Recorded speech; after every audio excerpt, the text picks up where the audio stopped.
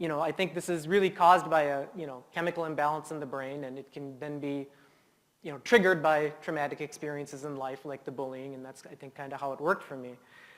But it took many, many years for me to accept that I have a mental illness. I'm mentally ill. What did I do to deserve to be mentally ill? And I don't want to have to deal with this. And I had so much anger in me towards these bullies because I kind of felt that they did this to me. My OCD, my illness, made me relive the bullying for years and years and years after it had finished.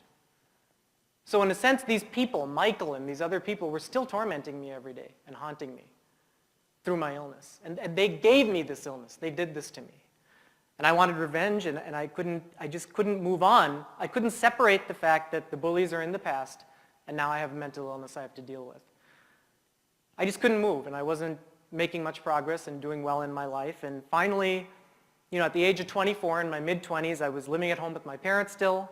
I was taking a few classes here, actually, but I would then drop my classes when things got too difficult and, start again and that sort of thing. And I wasn't able to hold down a job. And I finally made a decision that is the primary reason that I'm here today and that turned everything around for me. As an adult in my mid-20s, I decided to find, look up, and confront Michael, the worst bully from my past. Now, how many of you think that's a bad idea to find him? How many of you think that's a good idea?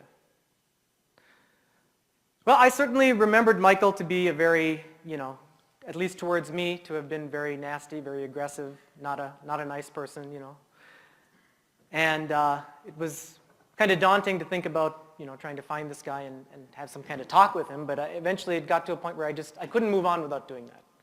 I needed to somehow put that behind me and so I could deal with my mental illness. So I said, I'm going to do this. And Michael also had a somewhat unique last name, and I was able to look up his last name in the phone book and find his parents' house, which was by the elementary school where we had both gone. And so I figured that, I don't even know if it's possible to get a hold of him. I don't know if he even still lives in Minnesota or if he'd even be willing to meet me and talk to me about this stuff. But I figured I got to start somewhere, so I'll call his parents' house.